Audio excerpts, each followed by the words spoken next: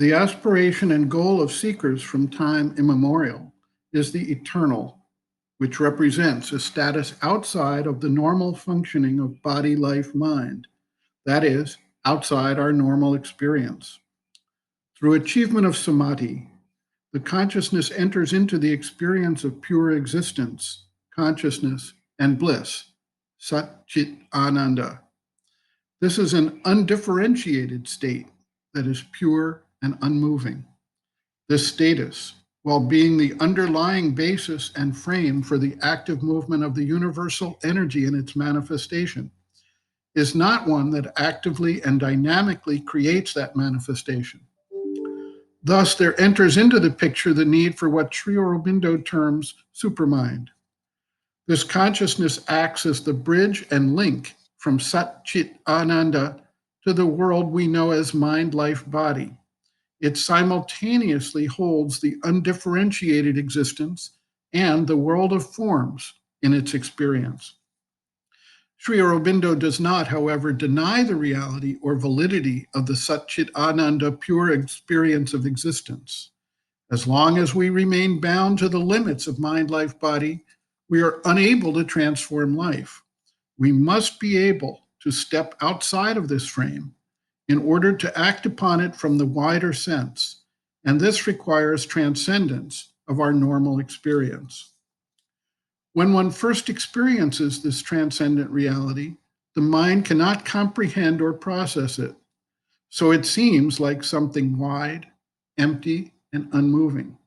In fact, passing the border from our normal awareness into the realm of Sat Chit Ananda requires the seeker to confront the fear of death and dissolution that rises up as the mind no longer finds anything to grasp onto, and the ego sense is confronted with an entirely ego-less reality. Sri Aurobindo notes, quote, "Supermind is between the Satchidananda and the lower creation. It alone contains the self-determining truth of the divine consciousness and is necessary for a truth creation.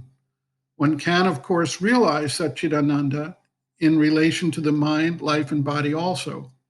But then it is something stable, supporting by its presence the lower prakriti, but not transforming it. The supermind alone can transform the lower nature.